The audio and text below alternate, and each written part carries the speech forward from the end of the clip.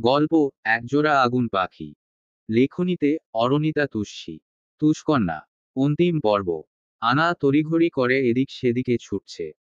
সময় পেরিয়ে যাচ্ছে অথচ কাজের কাজ কিছুই হচ্ছে না। মেহমান যাদের আসার কথা ছিল তাদের কেউ আর আসছে না। লোকারণ্যে পরিপূর্ণ হলরুমটাও ধীরে ধীরে ফাঁকা হতে শুরু করে। আপাতত সবাই বাবুস্কার জন্য অপেক্ষায়। সে চলে এলে আর একটুও সময় নষ্ট করবে না। নিজেরাই নিজেদের মতো করে বার্থডেটা সেলিব্রেট করে নেবে। কিন্তু সন্ধ্যায় আসার কথা সেই বাবুস্কার আসতে এত দেরি, যেন কোনোভাবেই তাদের বোধগম্য নয়। এতে তারা কিছুটা হতাশ হয়। এরই মধ্যে আবার আনা খেয়াল করে দেখে রেহানও আশেপাশে কোথাও নেই। প্রথমে বিষয়টাকে তেমন গুরুত্ব না দিলেও পরক্ষণেই রোজের কাছে জিজ্ঞেস করে জানতে পারে যে রেহান নাকি তাদের বল ডান্স চলাকালীন সময়েই এখান থেকে তার নিজস্ব কাজের উদ্দেশ্যে বেরিয়ে গিয়েছে। কোথায় গিয়েছে তা রোজ ঠিক জানে না। এসব শুনে আনা কিছুটা অবাক হয়। এই মুহূর্তে রেহান আবার কোথায় চলে গেল। সে কিছুটা বিরক্ত হয়, অনবরত কয়েকবার রেহানকে ফোন করে। কিন্তু প্রতিবারই ফোন সুইচ অফ দেখায়। এতে আনা নিত্যন্তই বিস্মিত। কাছেই হাস্যোজ্জ্বল মুখে দাঁড়িয়ে থাকা কেনিথকে যেন কথাটা বলতে চেয়েও বলল না। এদিকে কেনিথই শেষমেশ তাকে কিছুটা চিন্তিত দেখে তার দিকে আসে। কি রে, এখানে এভাবে দাঁড়িয়ে রয়েছিস কেন?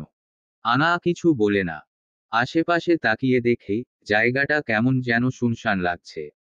সে কেনিথের উদ্দেশ্য বলে, অরিন কোথায়? জায়গাটা কেমন যেন নিমিষেই ফাঁকা হয়ে গিয়েছে, তাই না? আনায়ার অভিব্যক্ততে কেনিথের কপাল কুঁচকে যায়।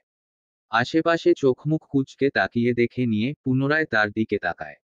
তারা কিছু কি হয়েছে? অরিন তো রোজের সাথে। আনা এবারও কোনো জবাব দেয় না। এরই মাঝে বাড়ির ভেতরে দুজন গার্ড প্রবেশ করে। একজনের হাতে বর্ষর আকৃতির এক গিফট বক্স। তাদের অভিব্যক্তিতে বোঝা যাচ্ছে জিনিসটা নিতান্তই ভারী।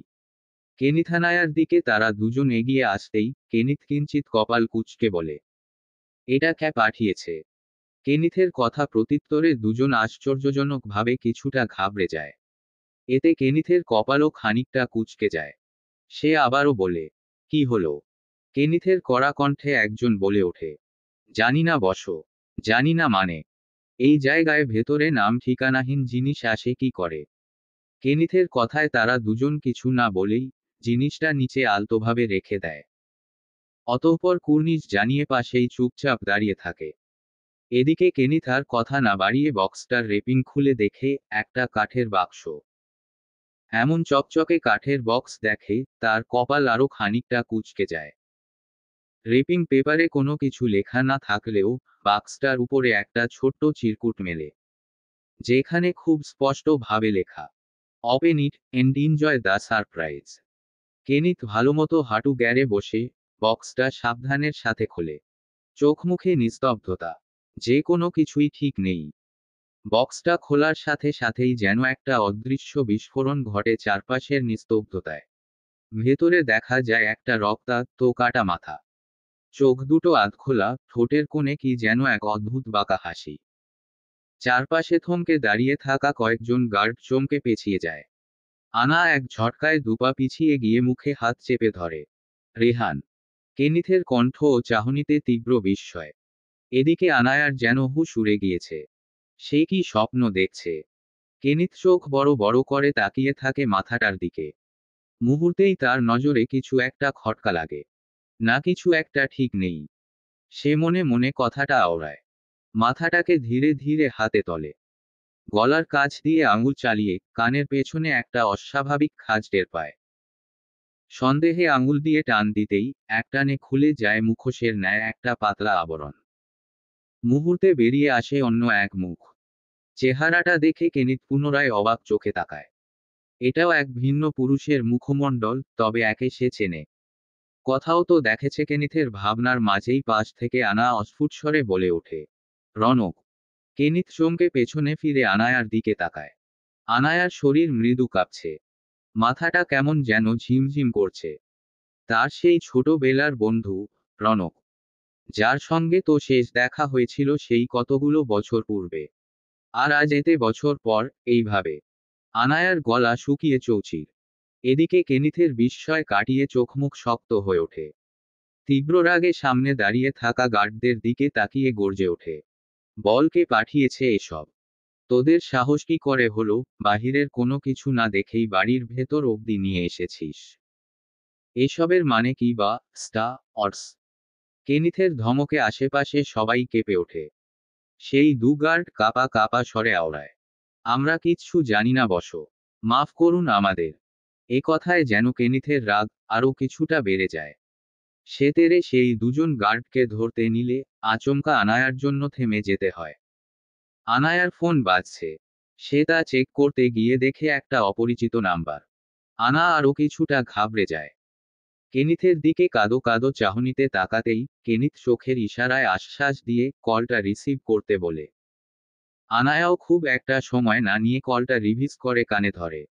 এদিকে বাক্স থেকে উঠে আসা রক্তের গন্ধ, মুখোশের রহস্য, সবকিছু যেন কোনো সুদূর ষড়যন্ত্রের ইঙ্গিত দিচ্ছে।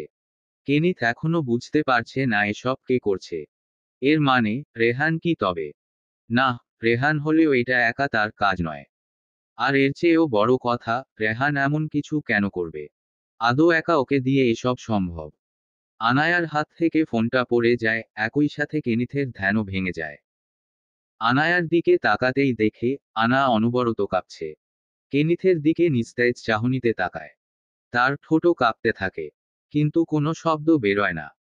কেনিথ কিছুটা উদ্বিগ্ন স্বরেই বলে, কি হয়েছে? কে ছিল ফোনে? আনা শুরুতে কিছু না বললেও পরক্ষণেই অস্ফুট স্বরে আওড়ায়, ইনায়াদের নাকি অ্যাক্সিডেন্ট হয়েছে। আনা কথাটা বলতেই ঠোঁট চেপে কেঁদে ওঠে। তার মাথায় কাজ করছে না এসব কি হচ্ছে। এদিকে বিস্ময় কেনিথ কি ছেড়ে কি করবে তাই বুঝে উঠতে পারছে না। একসাথে এত কিছু, সব সাজানো পরিকল্পনা। কিন্তু কে করছে এসব? চিন্তিত, অস্থির কেনিথ আনায়াকে দূর হতে দেখছে শান্ত একজোড়া চোখ। হলরুমের সিঁড়ির পাশ ঘেঁষে দাঁড়িয়ে রয়েছে রোজ। হাত দুটো মুষ্টিবদ্ধ, চোখে মুখে তীব্র অস্বস্তি ও ভয়। চোখজোড়া নিমিষেই অশ্রুতে ভিজে ওঠে। নাকের পাটা ফুলে যায় নিমিষেই। রোজ নিজেকে সামলাতে ঠোঁট চেপে ধরে।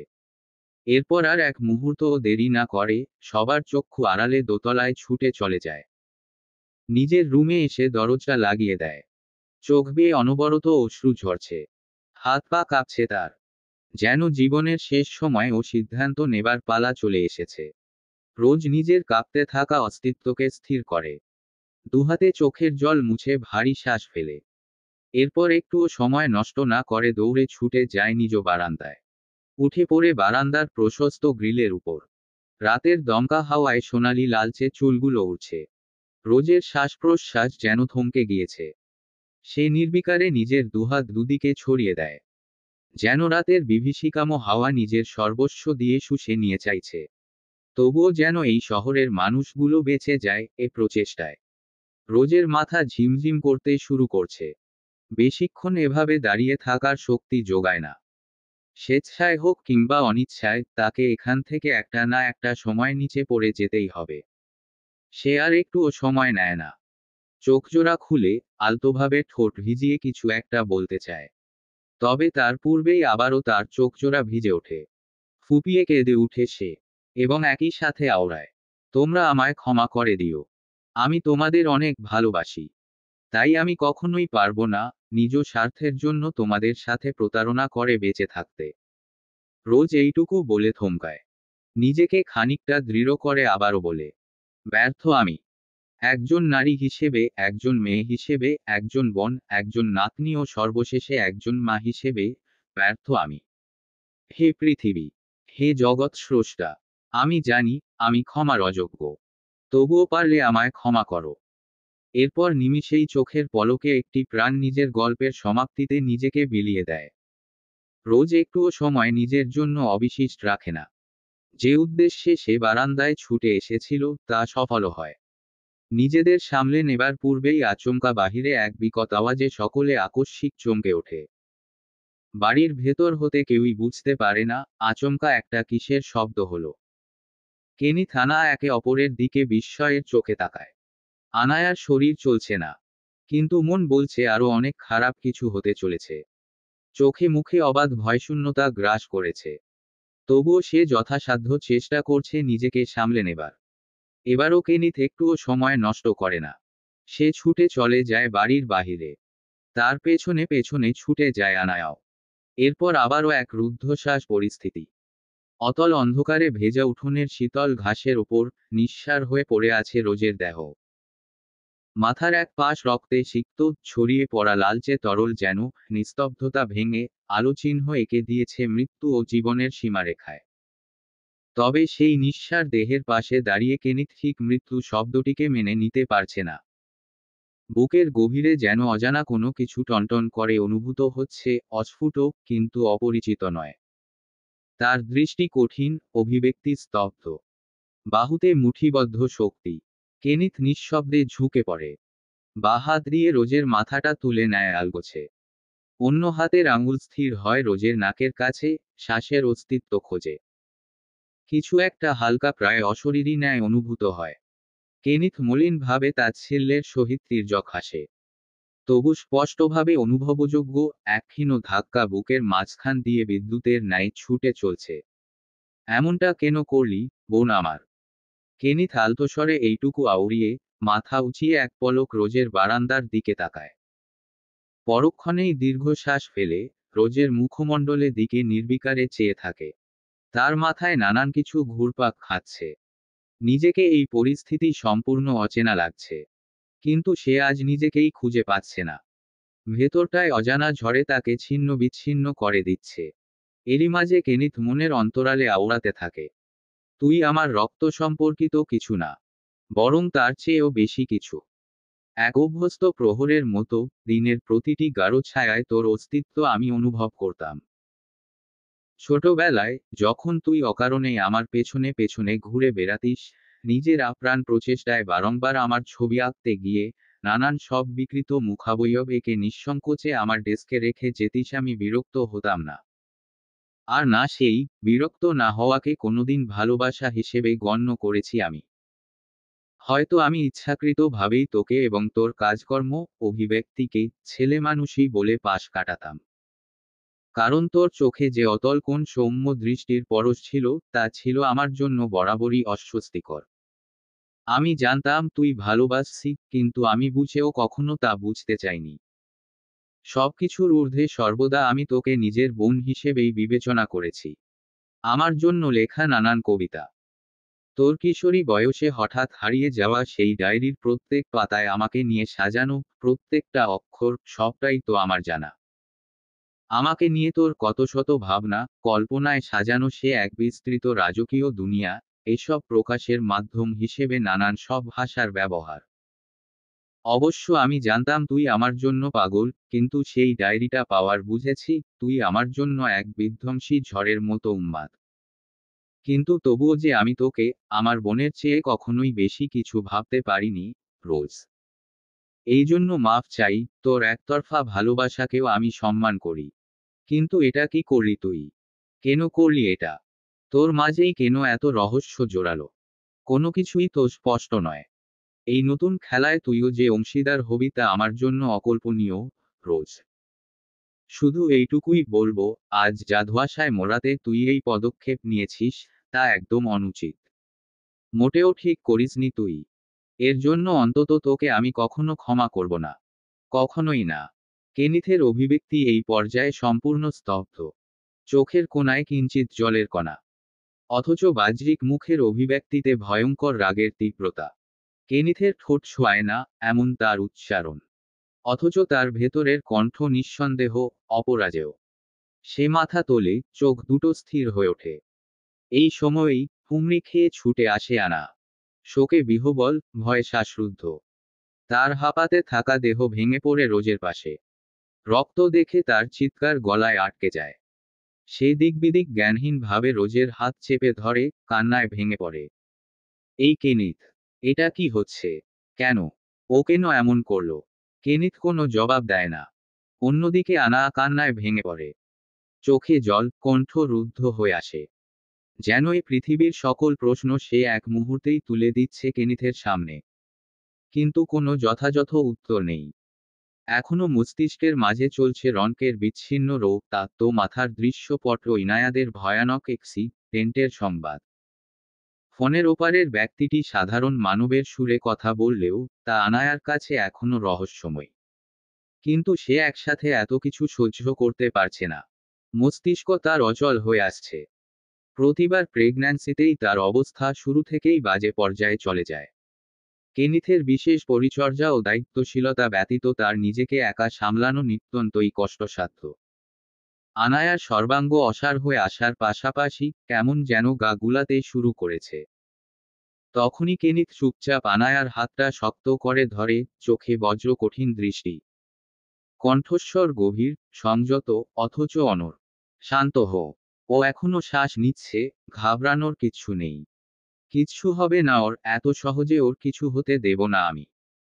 বাবুশকাকে দেওয়া কথা আমায় রাখতে হবে। যেভাবেই হোক। রোজ তখনও নিঃস্পন্দ। কিন্তু তার বুকে চলমান শ্বাসের ক্ষীণ ওঠানামা জানান দেয় তার হৃদয়স্পন্দন থামেনি। এদিকে কেনিথ পাগলপ্রায় হয়ে গার্ডদের উদ্দেশ্য চিৎকার করে দৃঢ় কণ্ঠে বলে ওঠে, হেই, তোরা গাড়ি বের কর, এখনই। ডাক্তারকে খবর দে। আমাদের পার্সোনাল ডক্টর, হসপিটাল, যা আছে সবাইকে খবর দে। ওদিকে পাভেলরা কোথায় কিভাবে রয়েছে তার সন্ধান কর। কারো যেন কিছু না হয়। নয়তো একটাও বাঁচতে দেব না আমি। এসব যেই করে থাকুক না কেন, আমি তার পরিকল্পনা এত সহজে সফল হতে দেব না। কখনোই না। তবে আশ্চর্যের বিষয়, কেনিথ এত তীব্র হুঙ্কার এরপরও আশেপাশে দাঁড়িয়ে থাকা কেউই কবো সাড়া দেয় বা না কোনো গার্ড, না কোনো সহকর্মী। তারা স্থবির, নির্জন মূর্তির মতো দাঁড়িয়ে থাকে। যেন কোনো অশরীরী ছায়ার অধীনে, মুখে কৃত্রিম ভয়ের মুখোশ পরে, চোখে নিরুত্তাপ নির্লিপ্ততা নিয়ে সেজে রয়েছে। কেনিথ স্থির হয়ে যায়। ঘাড় বাঁকিয়ে একবার দেখে গার্ডদের দিকে। কেউ এক চুলও নড়ে না। আনায়ার চোখ ততক্ষণে বিস্ফারিত, দম আটকে আসা শ্বাসে সে অসাড় হয়ে যাচ্ছে। চারপাশে যেন বাতাস হঠাৎ করেই ভারী হয়ে উঠেছে। শব্দহীন, চাপা অসহনীয়তায় তাকে মুড়িয়ে গিয়েছে। তোরা দাঁড়িয়ে আছিস কেন? আমি আদেশ দিয়েছি। শুনতে পাচ্ছিস না? কেনিথের দৃষ্টি অগ্নিকাণ্ডের ন্যায় জ্বলন্ত। কণ্ঠস্বরের হুঙ্কারে যেন দেয়াল কেঁপে ওঠে। তবুও কারো চেহারায় ন্যূনতম উদ্বেগের ছায়া নেই। এই নীরবতা, এই উদাসীনতা যেন কোনো এক অজানা অন্ধকার ভবিষ্যতের পূর্বাভাস হয়ে চারদিকে ছড়িয়ে পড়ছে। রাতের আকাশে চাঁদের আলো মেঘে ঢাকা পড়ে যাচ্ছে ধীরে ধীরে। দূরে কোথাও অদৃশ্য কুকুরের ডাকে এক বিভীষিকাম নিস্তব্ধতা চেপে বসছে চেতনার উপর। আনা ফিসফিস করে বিস্ময়ের চাহনিতে এক ঝলক চারপাশটা দেখার পর সংশয়ের স্বরে বলে ওঠে, কেনিথ, এরা সবাই অস্বাভাবিক। এদের চোখ, এদের মুখ, এরা আমার কোনো কিছুই ঠিক লাগছে না। এদেরকেও না। কেনিথের ধৈর্য চরমে পৌঁছে যায়। আনায়ার হাত একবার শক্ত করে চেপে আশ্বস্ত করার পর সে পুনরায় ক্ষিপ্ত হয়। প্রচণ্ড ক্রোধ নিয়ে এক প্রকার তেড়ে গিয়ে ঝাঁপিয়ে পড়ে সামনে দাঁড়িয়ে থাকা এক গার্ডের দিকে। এটাই সেই বক্স নিয়ে আসা গার্ডের মাঝে একজন। একে তখন থেকেই তার গড়বড়ে লাগছে। কেনিথ তার স্যুটের কলার চেপে ধরে, দানবীয় শক্তিতে তাকে প্রায় মাটিতে আছড়ে ফেলতে চেয়েও সামলে নেয়। যেন সম্পূর্ণ ক্ষোভের তীব্রতা একবারেই প্রকাশ পায়। একই সাথে উন্মাদের ন্যায় চেঁচিয়ে বলতে লাগলো, তুই বোবা নাকি? তুই কানে শুনতে পাস না? ডাক্তার ডেকেছিস? বাবুশকাদের অ্যাক্সিডেন্ট হয়েছে, ওখানে লোক পাঠিয়েছিস? এরা সবাই একই বিহেভ কেন করছে? বল, এসব কে করাচ্ছে তোদের দিয়ে? ছাড়ব না আমি, বিশ্বাস কর। এক একটাকে জ্যান্ত মাটিতে গেড়ে রাখবো। সেই গার্ড একদম স্তব্ধ। ঠোঁট সামান্য কাঁপন, কিন্তু শব্দ করে না। সেই মুহূর্তেই হঠাৎ এক বিকট ধাতব শব্দ। যেন অদৃশ্য কারো হাত হতে ছুটে আসা লোহার প্রহার কেনিথের মাথায় কিছু একটা প্রচণ্ডভাবে আঘাত হানে। এতটাই শক্ত যে মুহূর্তেই তার দৃষ্টি ঝাপসা হয়ে আসে।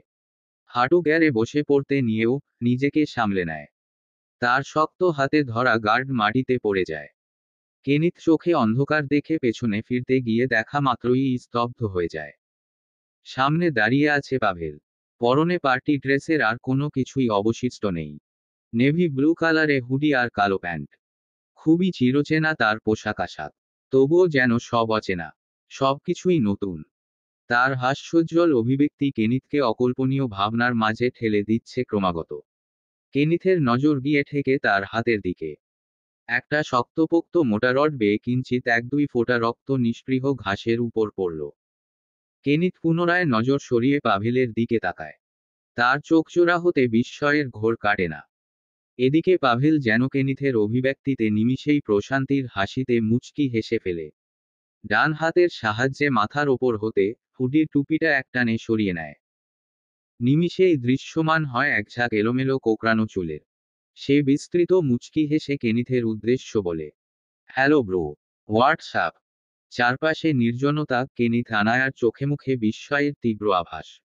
যেন সবকিছুই আজ দুঃস্বপ্ন। এরই মাঝে পাভেল আবারও নাটুকে ভঙ্গিতে বলে ওঠে, এত শোরগোল করছো কেন, বিগ ব্রো? তোমার আদেশ এখন আর কেউ শুনবে না। কারণ রাজ্যের মঞ্চে চরিত্রটা যে বদলেছে, ভাই। এবার থেকে খেলাটা আমার। কেনিথের মাথা ঝিমঝিম করছে, কিন্তু চোখে আগুন জ্বলছে দৃঢ়ভাবে। তার কঠোর দৃষ্টি ঠিকরে পড়ে পাভেলের মুখে। অবিশ্বাস, প্রতারিত হবার যন্ত্রণা, আর ভয়ানক ঝড়ের গর্জন একসাথে ফুটে ওঠে তার চাহনিতে। এদিকে আনা সম্পূর্ণ স্তব্ধ। তার কণ্ঠে কোনো আর্তনাদ নেই। কেবল দৃষ্টিশূন্য স্তব্ধ হৃৎপিণ্ডে জমে থাকা ভয় নিয়ে সে দাঁড়িয়েছে। পাভেলের দিকে তাকিয়ে তার ঠোঁট ফিসফিস করে উঠলেও কোনো শব্দ বের হয় না। সবকিছুই যেন দুঃস্বপ্নের মতো লাগে। কেনিথের কাছে ছুটে যাবার মতো শক্তি যোগায় না তার।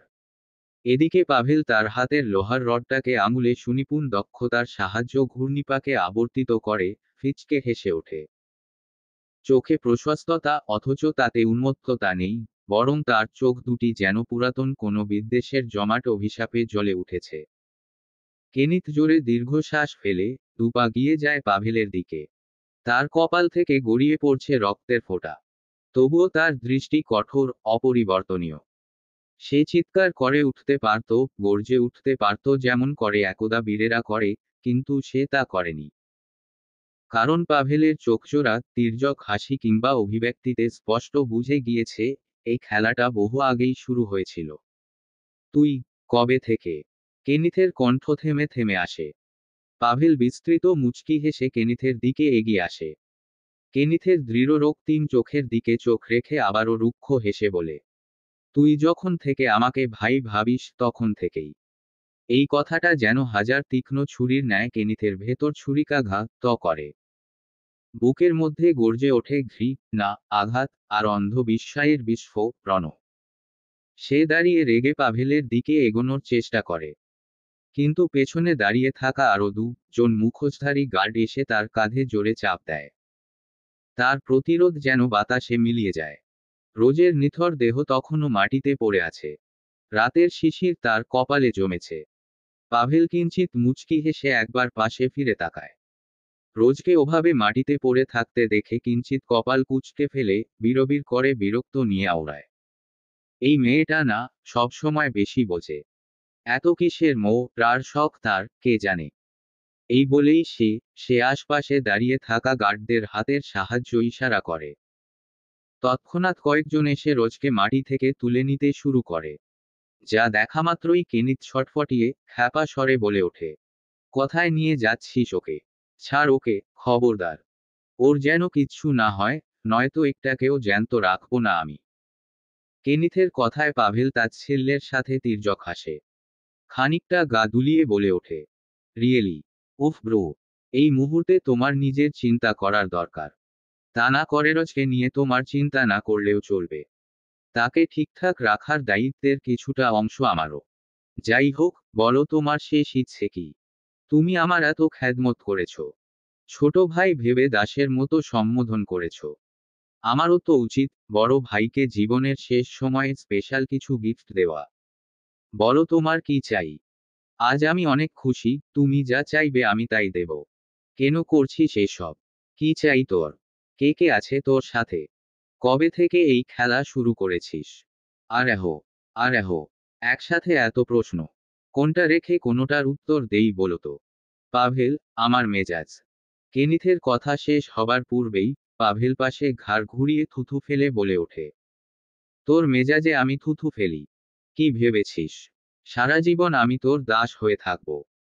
এই সব কিছুতে তোর মতো আমারও অধিকার ছিল, তবে আমি কেন শুধু শুধু তোর দাস? কেনিথ পাভেলের ব্যবহারে আশ্চর্য। চোখ মুখ রাগের রক্তিম আভায় ঢেকে গিয়েছে। সে তীব্র কঠিন স্বরে বলে উঠল, বাস্টার্ড! এত বড় স্পর্ধা হয় কি করে তোর? ভেবেছিস এসব করে তুই ছাড় পেয়ে যাবি? বিশ্বাস কর, তোকে আমি জ্যান্ত অবস্থাতেই কুকুর দিয়ে ছিঁড়ে খুঁড়ে খাওয়াব।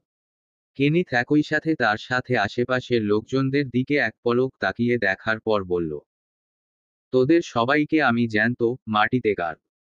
বিশ্বাসঘাতকতার ফল হারে হারে টের পাবি তোরা। কেনিথের হুঙ্কারে পাভেল গা দুলিয়ে হেসে ফেলল। উফ ব্রো, এই অবস্থাতেও তোমার এত তেজ! এসব আসলে তোমাকে দিয়েই সম্ভব।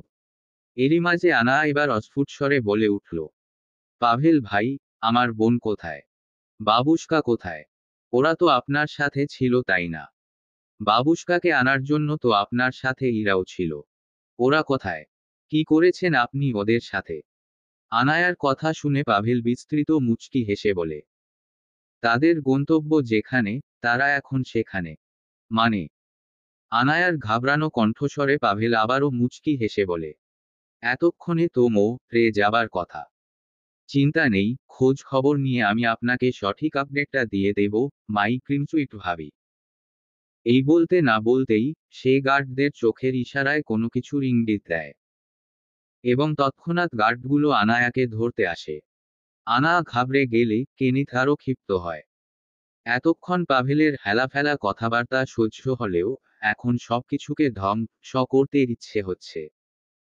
কেনিথের উগ্রতায় আরও 3 থেকে 4 জন গার্ড এসে তাকে শক্তভাবে চেপে ধরল। কেনিথ সোয়াল শক্ত করে হিসহিসিয়ে বলে ওঠে, পাভেল লোল। কেনিথের কথায় পাভেল খানিকটা মৃদু হেসে বলে, not just Pavel, I'm Sergei Pavel Hans or SP Hans, the CEO of Hans company. এই গল্পের সূচনা হয় বহু বছর পূর্বে। লুসিয়ার প্রথম কিংবা প্রাক্তন স্বামী সের্গেই পেত্রিন হান্স, যার নামের সংক্ষিপ্ততেই মূলত এসপিহান্স নামক ভয়ঙ্কর এক কোম্পানির উৎপত্তি হয়েছিল।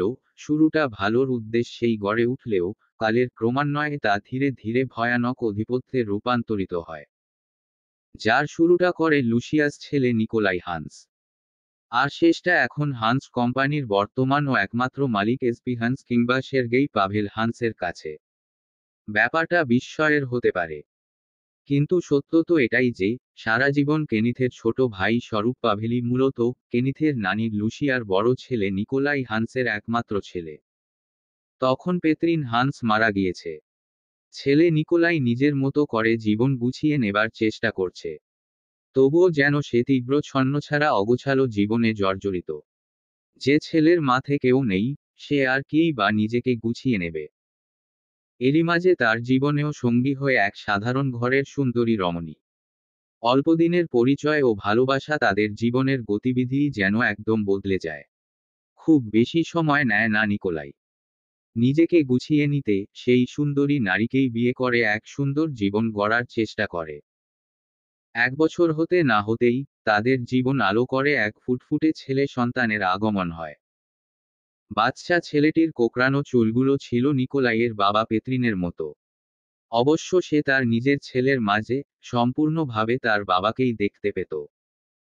নিকোলাই বরাবরই তার বাবাকে প্রচণ্ড ভালোবেসে এসেছে। আর সে কারণেই হয়তো বাবার নামের সাথে নাম মিলিয়ে একমাত্র ছেলের নাম রাখে এসপিহান্স কিংবা সের্গেই পাভেল হান্স। তবে তার জীবনটাও খুব বেশি সুখকর হয় না। অল্পদিনের মাঝেই এক কঠিন অসুখে সে তার স্ত্রীকে হারিয়ে ফেলে। এদিকে ছেলেও তার একদম ছোট। অথচ সে তখন মানসিকভাবে আরও বিধ্বস্ত।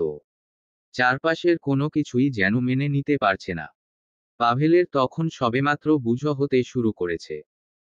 হাসিখুশি থাকা বাচ্চাটার আচমকা মরার শোক যতটা না গভীর ছিল, তার চেয়েও বেশি কঠিন ছিল নিজের মানসিকভাবে অসুস্থ বাবার কাছে সেই অল্প বয়সেই নানান টর্চারের সম্মুখীন হওয়া।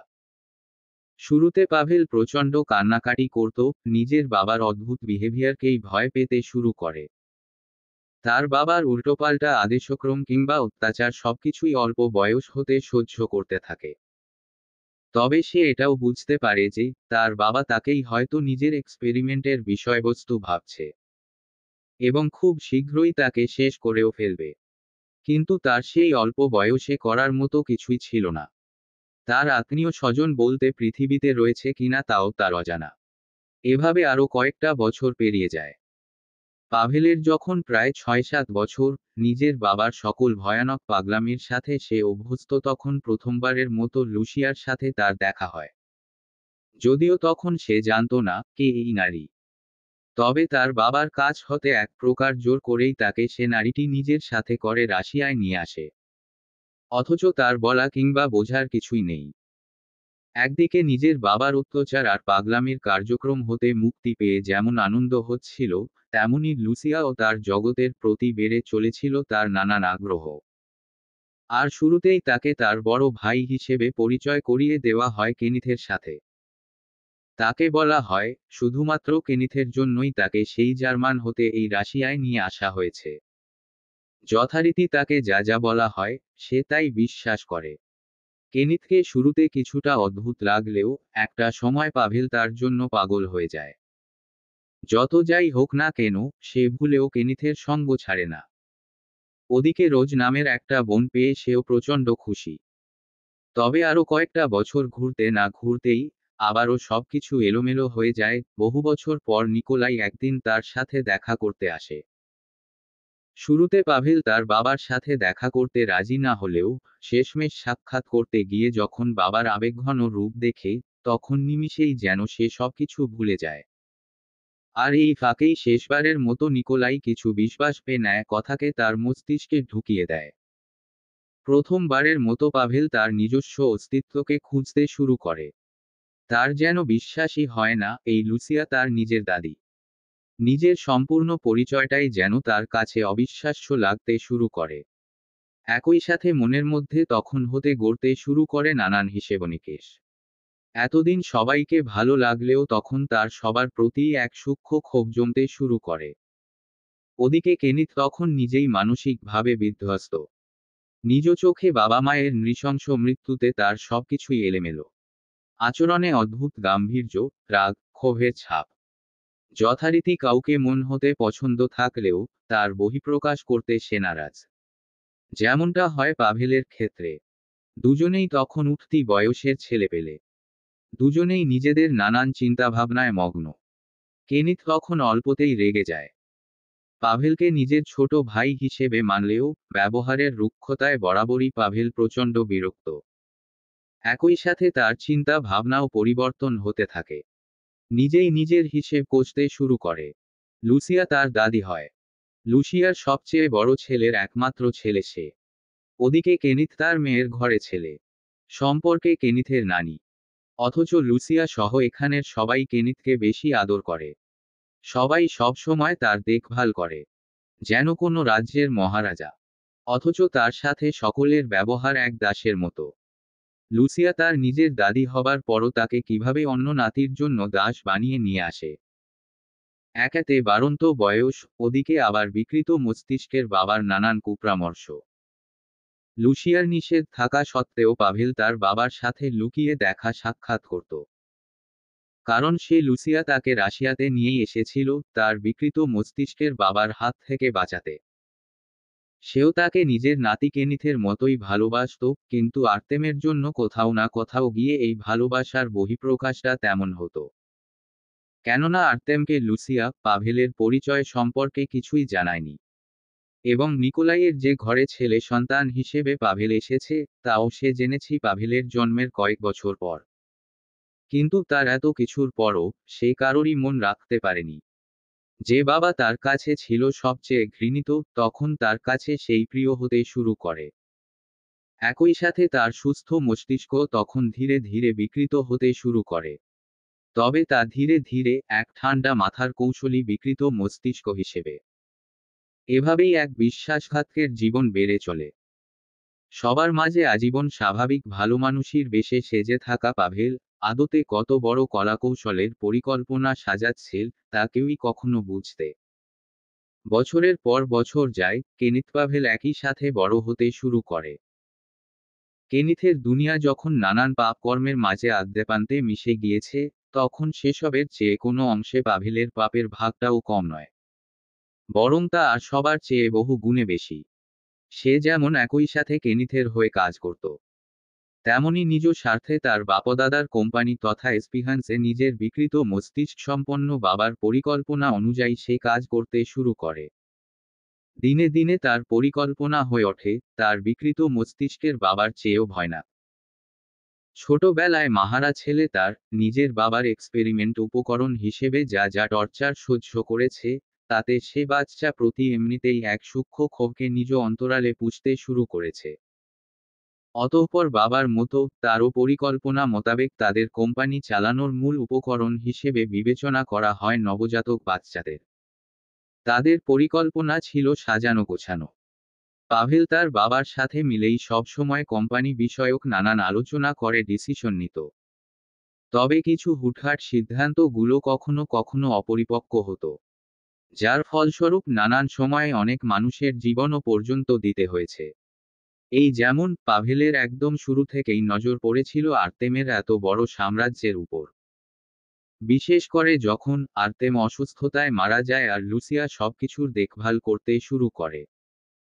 তবে এই আর্তেমের মৃত্যুর পেছনে আরও এক ঘটনা রয়েছে। সবার জানামতে এটি শুধু বার্ধক্যজনিত রোগের কারণে মৃত্যু হলেও তা পুরোপুরি সত্য নয়।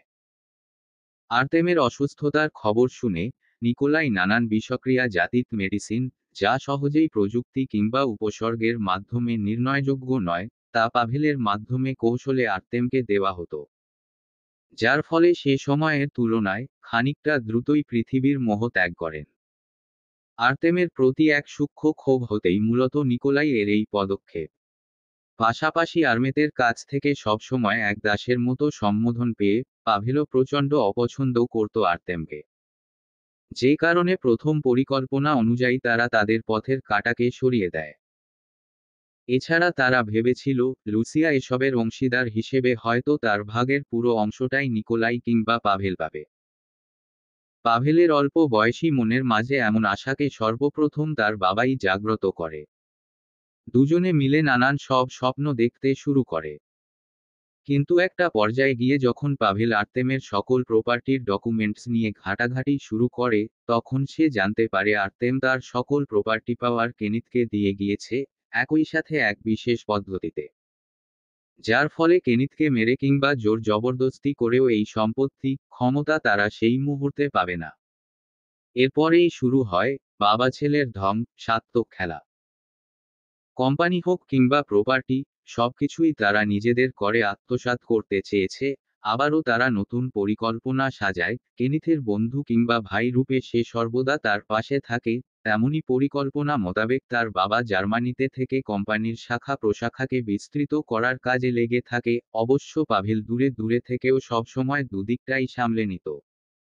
এদিকে আর্তেম মৃত্যুর পূর্বেই হয়তো বিশেষ কিছু টের পেয়েছিল। লুসিয়ার ব্যক্তিগত পুরনো ঘটনাগুলো সবসময় গোপন করার জন্য সে তাকে পুরোপুরি বিশ্বাস করতে পারত না। যথারীতি ছেলের ঘরে এক মেয়ে সন্তান, রোজ, আর মেয়ের ঘরে একমাত্র ছেলে কেনিথ ব্যতীত সে আর কাউকেই নিজের উত্তরাধিকার হিসেবে পায়নি। আর এতে সবচেয়ে বেশি যোগ্য মনে হয়েছে কেনিথকে। তাই সে তার চিন্তাভাবনা অনুযায়ী তার পুরো প্রপার্টিজ, অ্যাসেটস, পাওয়ার, এভরিথিং কেনিথের নামে করে দেয়। এবং সেটা পোস্টহিউমাস ট্রান্সফার অব ওনারশিপ এগ্রিমেন্টে। যার ফলে কেনিথ তৎক্ষণাৎ সবকিছুর মালিক হতে পারে না। কেননা তিনি তার এগ্রিমেন্টে নির্দিষ্ট করে সময়টা উল্লেখ করে গিয়েছেন। আর্তেম দিমিত্রির 70 বছর কিংবা কেনিথের এই জন্মদিনেই মূলত সে সকল প্রপার্টির মালিকানাধীন হবে। কিন্তু তার পূর্বে যদি কেনিথের কোনো ক্ষতি হয় কিংবা মারা যায়, সেক্ষেত্রে এই সকল সম্পত্তি কেউই কখনোই নিজের করে নিতে পারবে না এবং আর্তেমের সাম্রাজ্য পুরোপুরি ধ্বংস হয়ে যাবে।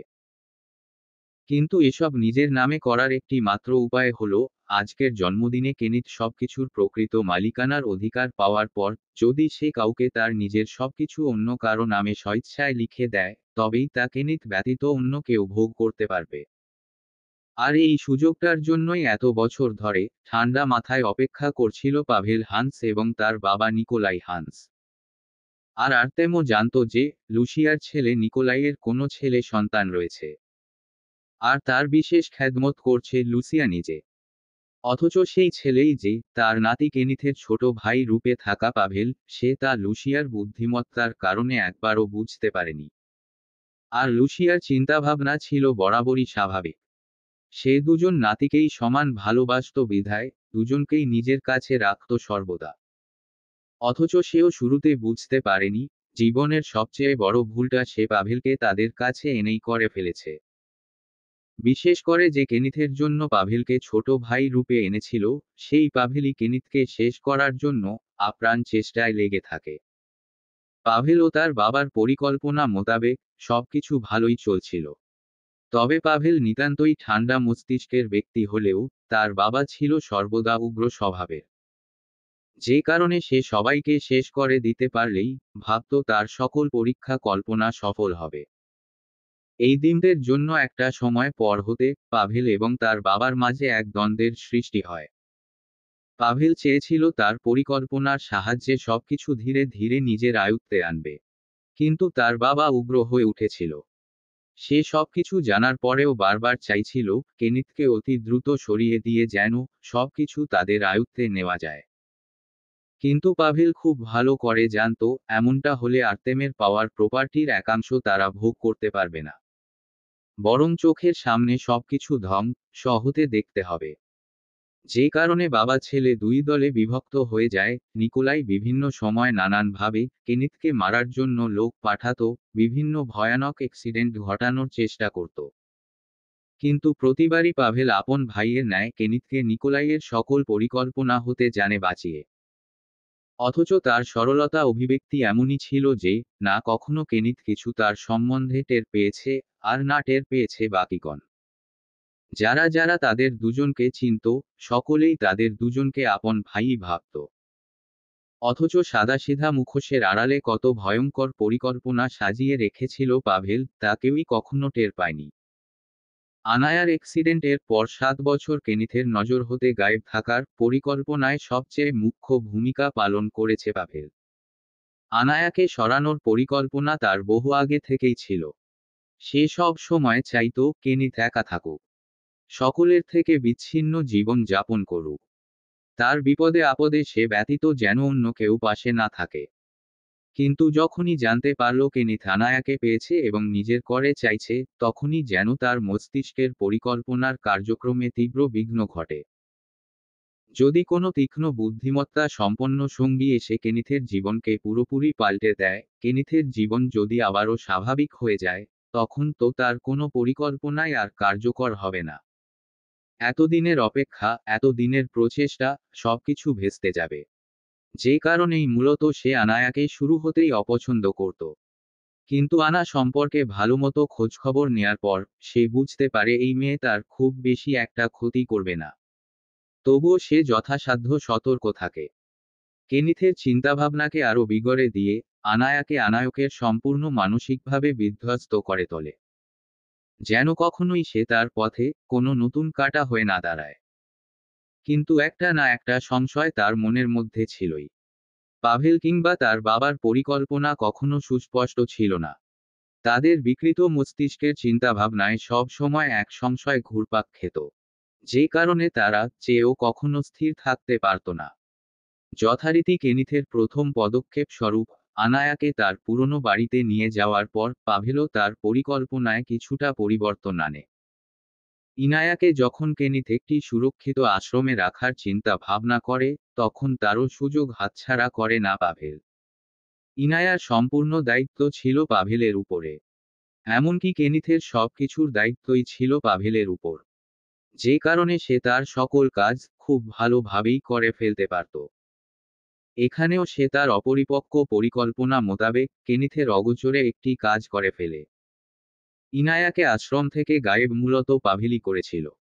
তার মস্তিষ্কে নির্দিষ্ট কোনো পরিকল্পনা ছিল না। আনায়াকে কিছু করার আগে সে তার পরিবারকে শেষ করতে চেয়েছিল, যেন পরবর্তীতে সব দোষে কেনিথকে দোষী সাব্যস্ত করে হলেও আনায়ার নজরে যেন কেনিথ সবসময় খাবারই থাকে। তাদের দুজনের সম্পর্কের মিল যেন কখনোই না হয়। এছাড়া ইনায়াকে সে তার নিজস্ব আরেকটি কাজে লাগিয়ে ফেলে। তাদের কোম্পানির বাংলাদেশি শাখায় বিশ্বস্ত ও কার্যকর মানুষের প্রয়োজন ছিল, কিন্তু সেভাবে তারা কাউকে কাজে লাগাতে পারছিল না। তখন তারা ইনায়াকেই নিজেদের হাতিয়ার বানায়।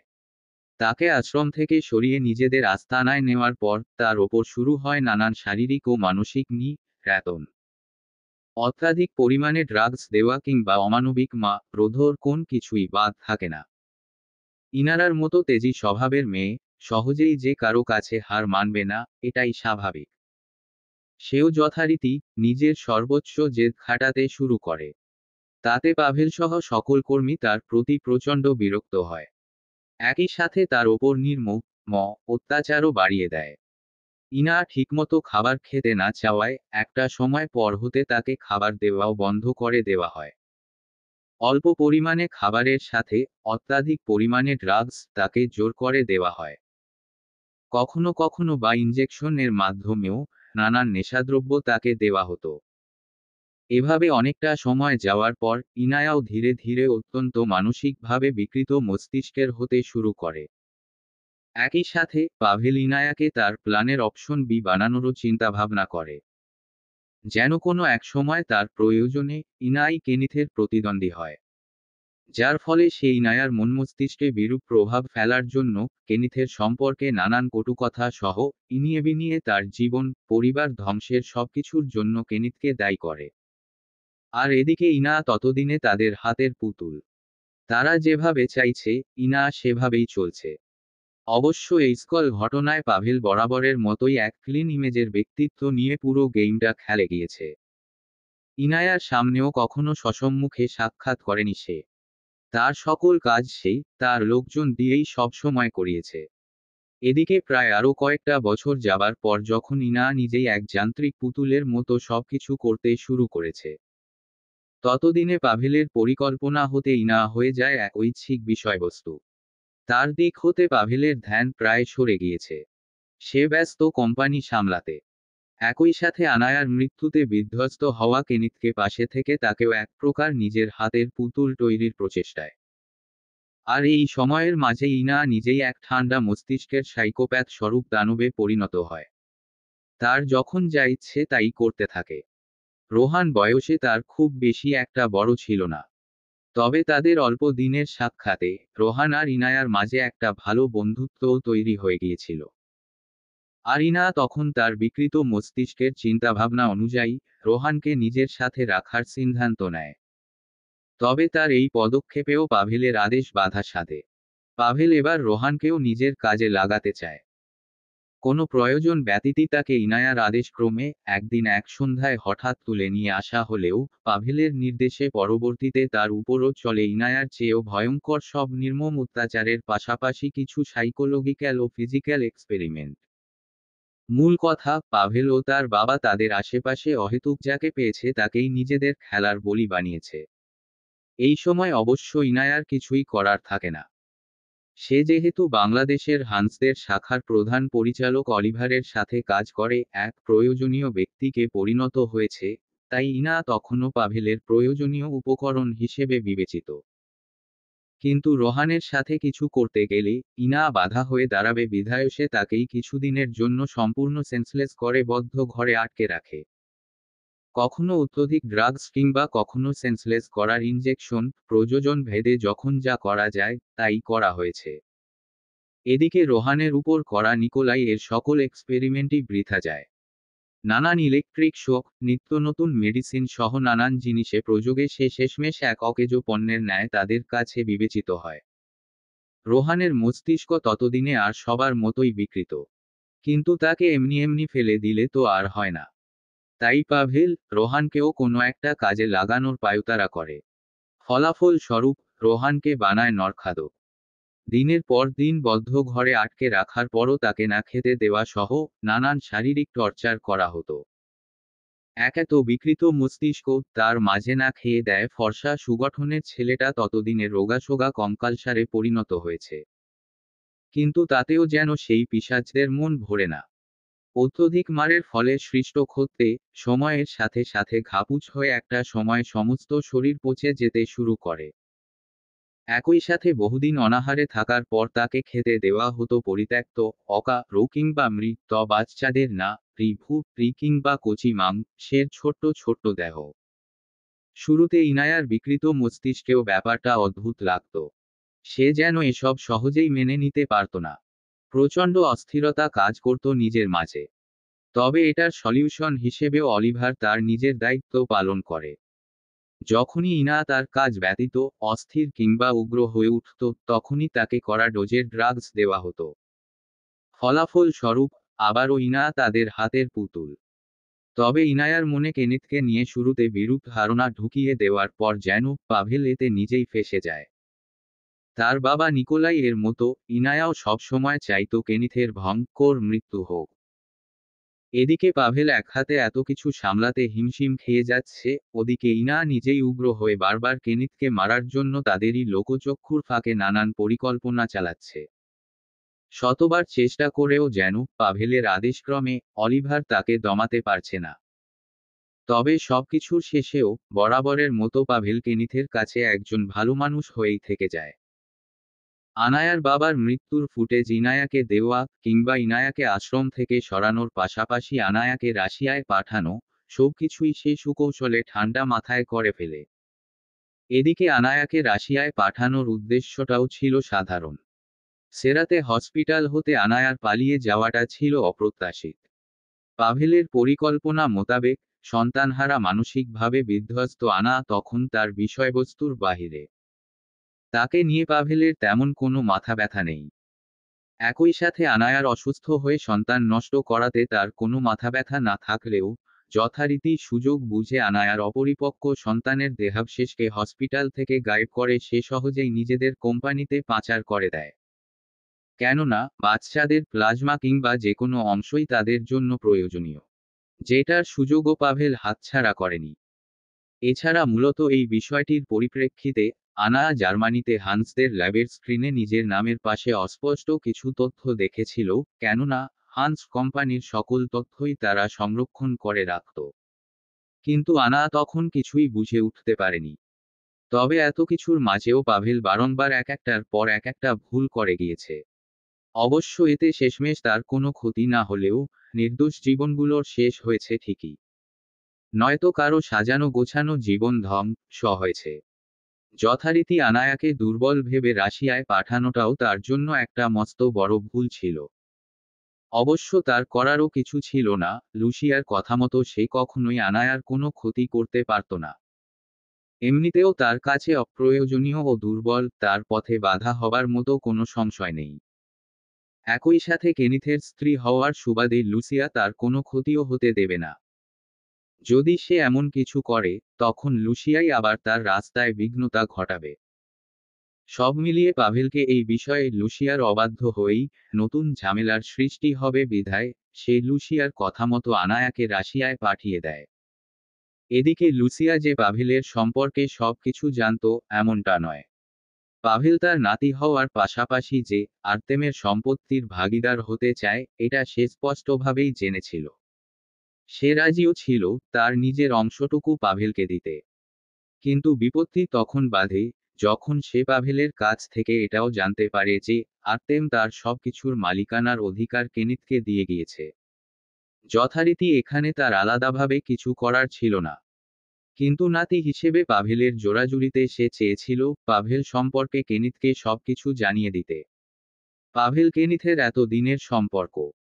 কেনিথ নিশ্চয় তার নিজের প্রপার্টির একাংশ পাভেলকে দিয়েই দেবে। নাতিদের নিয়ে লুসিয়ার চিন্তাভাবনা ছিল সরলসোজা। কিন্তু পাভেল যে মূলত কি চাইছে তা বোঝামাত্রই সে হতবিহ্বল হয়ে যায়। তার এত চেষ্টার পরও পাভেল যে তার বাবার মতো হবে তা সে কল্পনাতেও আশা করেনি।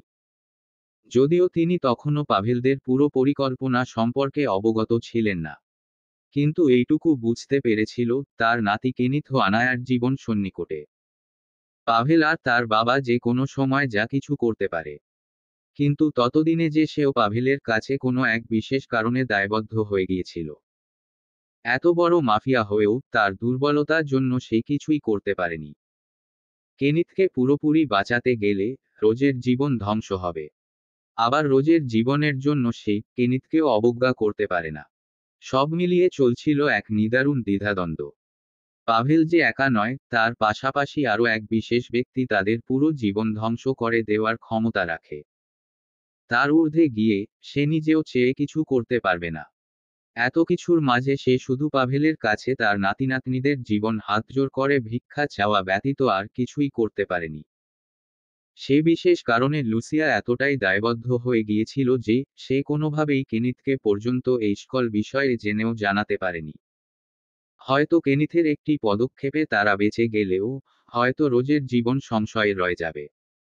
এসব ব্যতীত আরও নানান ঘটনা ঘটেছে, যেমন হুট করে ইনায়ার পরিকল্পনা সফল হওয়া, কেনিথকে তাদের আস্তানায় নিয়ে গিয়ে মারার চেষ্টা। এসবই ছিল পাভেলের জন্য অকল্পনীয়। কেনিথের কিছু হলে তার কপালে একানাও জুটবে না, যে কারণে কেনিথকে সে সর্বদা সোনার হরিণ ভেবে নিজের জানের চেয়ে বেশি দেখভাল করেছে। কিন্তু শেষমেশ যখন ইনা কেনিথের সেই হাল করে ছাড়ল, তখন যেন তাই পাভেলের জন্য প্রচণ্ড ক্রোধের সৃষ্টি করে। সে নিজের ক্রোধের দরুন ইনায়াকেই সরিয়ে দেওয়ার চিন্তা করে। ফলাফল স্বরূপ সবার সামনে সেরাতে তাদের আস্তানায় দেরিতে পৌঁছে যখন আনায়াকে দেখতে পেল, তখন ঠিকই তার ভালো মানুষই দেখিয়ে আনায়ার সাথে মিলে ইনা, কেনিথ আর রোহানকে হসপিটালে নেওয়া সহ তাদের জন্য সকল অস্থিরতা সবই তার নিত্যদিনের অভিনয়ের অংশ। কেননা পরবর্তীতে সেই তার লোকদের হসপিটালে পাঠিয়ে রোহান আর ইনায়াকে বিষ দিয়ে মারার চেষ্টা করে, যাতে ইনা অল্পের জন্য বেঁচে গেলেও একটি নির্দোষ প্রাণ রোহানের হৃৎস্পন্দন সারা জীবনের জন্য থেমে যায়। জানের পর জান নেওয়াটা তাদের কাছে কিছুই না, তেমনি রোহানের জীবনটাও ছিল পাভেল কিংবা তাদের লোকজনের কাছে অপ্রয়োজনীয়। উল্টো সে বেঁচে থাকলে কিংবা কখনো সুস্থ হয়ে উঠলে তাদের পথেই কাটা হবে। আর এভাবনাতে ইনা আর রোহানকে সরিয়ে দেবার পরিকল্পনা করেছিল সে। একই সাথে কেনিথের বিন্দুমাত্র ক্ষতি না করে তার কেবিনেও নাটকীয়ভাবে ধ্বংসযজ্ঞে চিহ্ন রেখে যায়, যেন এই ঘটনা নিয়ে বিশেষ কারো সন্দেহ না থাকে। আর পাভেল বরাবরের মতো তার ঘটানো সকল ঘটনায় যেভাবে অনুপস্থিত থেকে পরবর্তীতে নিজেই সাধুবেশে সকলের সামনে হাজির হয়েছে, সেদিনও ঠিক তাই ঘটে। তবে ইনা বেঁচে যাওয়ায় সে তার পরিকল্পনা আবারও পরিবর্তন করে। এবার সে আর ইনায়াকে রার জন্য কোনো অতিরিক্ত সময় নষ্ট করে চায় না। সে চাইলেই ইনায়াকে সরিয়ে দিয়ে তখন নিজের রাস্তা ক্লিয়ার রাখতে পারত। কিন্তু সব মিলিয়ে অনেক কিছু চিন্তাভাবনা বিবেচনার পর সে সিদ্ধান্ত নেয় ইনায়াকে আপাতত জীবিত রেখেই নিজের রাস্তা সাফ করবে। পরবর্তীতে সুযোগ বুঝে সবার সাথে সাথে ওকেও সরিয়ে দেওয়া যাবে। আর ঠিক এই ভাবনা থেকেই সে তার পরবর্তী খেলাটা খেলে। ইনায়ার সব দায়িত্বই আনা পাভেলের কাছে দিয়েছিল, কারণ তখন তারা জার্মানিতে এসপি হান্সের কোম্পানির অভিযানে যথারীতি সেই সময়টুকুতে পাভেল তার লোকজন দিয়ে ইনায়ার যথাসাধ্য ভালো ট্রিটমেন্টের ব্যবস্থা করে। কিন্তু পরবর্তীতে যখন আনা ইনায়াকে নিয়ে কানাডায় চলে যায় এবং ইনায়ার আরও ভালো মতো ট্রিটমেন্ট শুরু করে, কিন্তু আশ্চর্যজনকভাবে তার কোনো উন্নতি হয় না। এসবও মূলত পাভেলের সাজানোর পরিকল্পনার খেলা।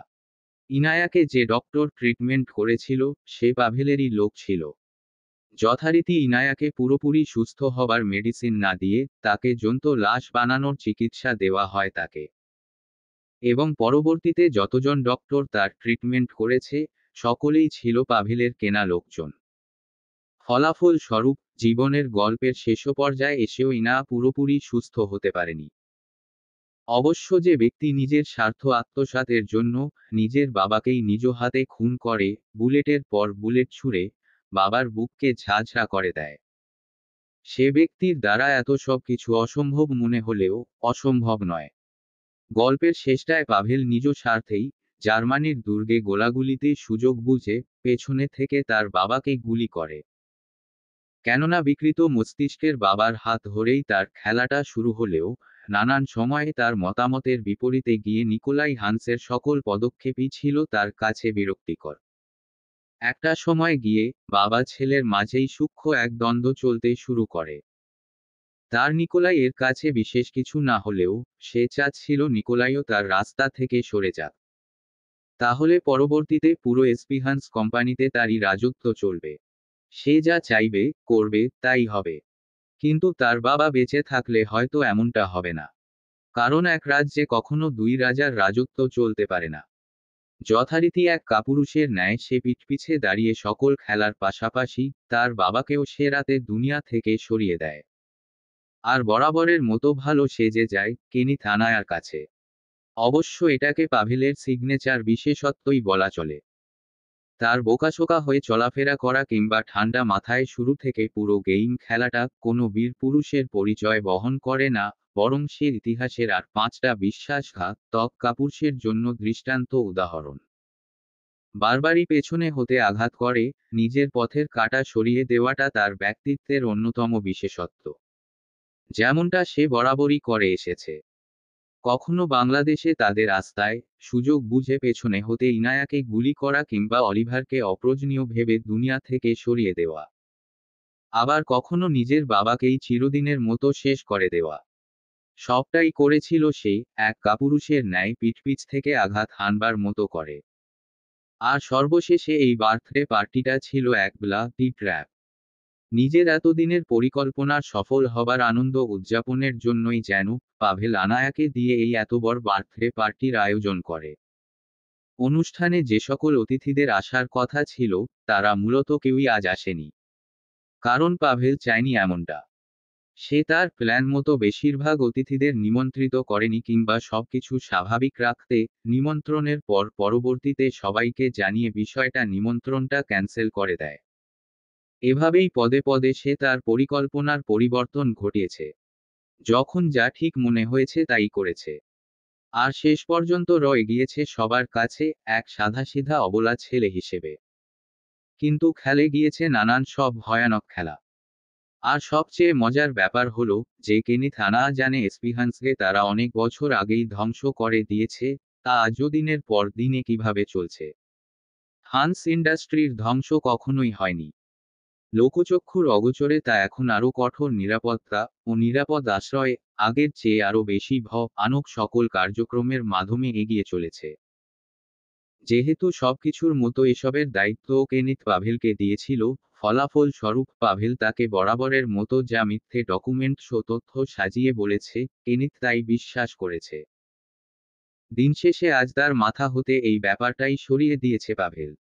এভাবেই দিনের পর দিন পাভেল পুরো খেলায় নিজের এক একটা দান খুব নিখুঁতভাবে দিয়েছে। ভুল করলেও তাতে বেশি পস্তাতে হয়নি। সবকিছু ব্যালেন্স করেই আজ সে সফল। অথচ এখন পর্যন্ত কেউই জানে না এই ভয়ঙ্কর খেলার শুরু মাত্র হয়েছে। যেটার শেষ কোথায় কার হাতে তা আজ রাতেই নির্ধারিত হবে। কেননা আজ রাতের বিশেষ অতিথির আগমন তো এখনো ঘটেনি, যার অপেক্ষা নিশ্চিত পাভেল নিজেই করছে। কি ব্রো? নাম শুনে অবাক হলে? কেনিথ আনায়ার চোখের মুখে তীব্র বিস্ময়ের ছাপ। কেনিথের ভ্রুজোড়া কুঁচকে যায়। সেই বিস্ময়ের চাহনিতে পাভেলের দিকে তাকিয়ে। এরই মাঝে পাভেল বিস্তৃত মুচকি হেসে বলে ওঠে, ঠিকই শুনেছ। যে এসপিহান্সকে তোমরা মৃত হিসেবে জেনেছ, তারই একমাত্র নাতি ওরফে আমিই দ্বিতীয় এসপিহান্স। সে সের্গেই পেত্রিন হান্স ছিল, আর আমি সের্গেই পাভেল হান্স। মূল কথায়, আমি তোমার প্রিয় বাবুস্কার প্রথম স্বামীর ঘরের একমাত্র নাতি। সে হিসেবে তুমি আমি ভাই ভাই বলা চলে। ওই দাদিনানি আর কি। এক হিসেবে সবাইকে বাবুস্কাই বলা হয়। কেনিথ আনায়ার বিস্ময়ের মাঝেই পাভেল একের পর এক সত্যি বলতে শুরু করে। শুরু থেকে শেষ অবধি তার করা প্রত্যেকটা কুকর্ম সম্পর্কে প্রচণ্ড গর্বের সহিত জানায়। আর কেনিথ আনায়া শুধু এক নাগাড়ে তার কর্মের কথা শুনতে থাকে। জাস্ট এই কয়েকটা প্রপার্টি পাওয়ারের জন্যই তোর এত কিছু। তোমার কাছে সামান্য হতে পারে, আমার কাছে নয়। বহু কষ্টের ফল আমার। কেনিথ রাগ মিশ্রিত কণ্ঠে তাচ্ছিল্যের সাথে হেসে বলে, বিশ্বাসঘাতকতাকে কষ্টের ফল বলছিস? কাপুরুষ, জানোয়ার একটা। পাভেল গা দুলিয়ে বিস্তৃত হাসে। এক হাতে কোঁকড়ানো চুলগুলো হাতের সাথে নাড়িয়ে এলোমেলো করে দিয়ে বলে, যত যাই বলো না কেন, আজ আমি খুব খুশি। তুই কি ভেবেছিস তুই এসব করলেই আমি তোকে সবকিছু দিয়ে দেব? আমি মরে যাব, এই সবকিছু ধ্বংস হবে। তবুও তো তোকে আমি এসবের একাংশও দেব না। তোর মতো জানো আর সফল হোক তা আমি কখনোই চাই না। কেনিথের তীক্ষ্ণ কণ্ঠস্বরে পাভেল এবার বিস্তৃত হো হো করে হেসে বলে ওঠে, সিরিয়াসলি? তুমি তো দেখছি এখনো কিছুই বোঝনি। ব্রো, তোমাকে আর কোনো কষ্ট করতে হবে না।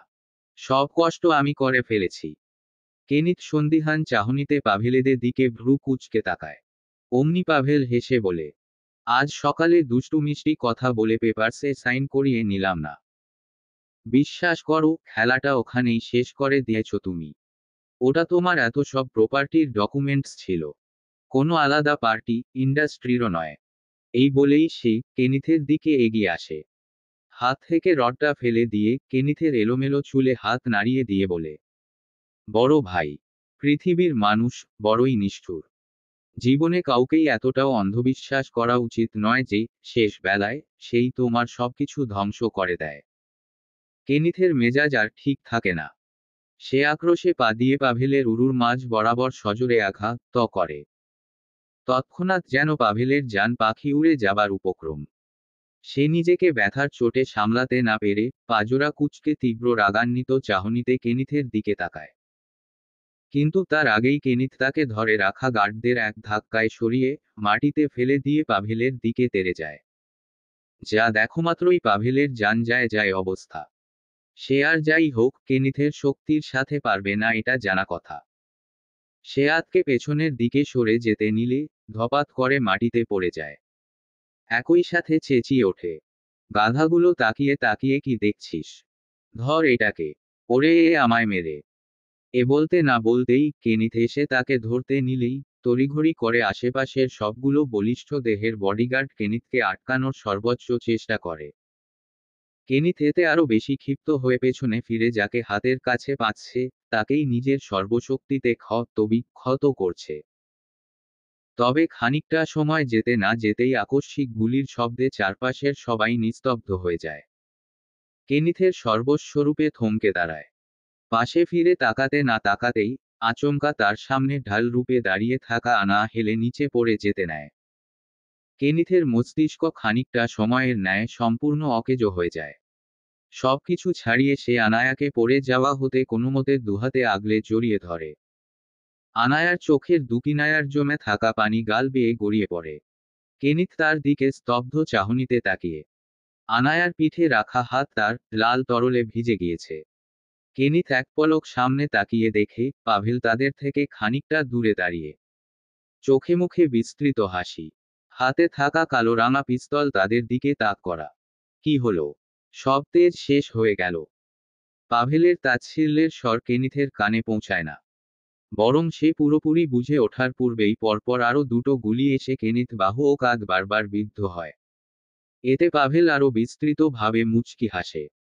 কেনিথ যখন গার্ডদের বেধড়ে পেটাতে ব্যস্ত ঠিক সেই সুযোগে পাভেল তার পিস্তল বের করে তৎক্ষণাৎ কেনিথের দিকে তাক করে।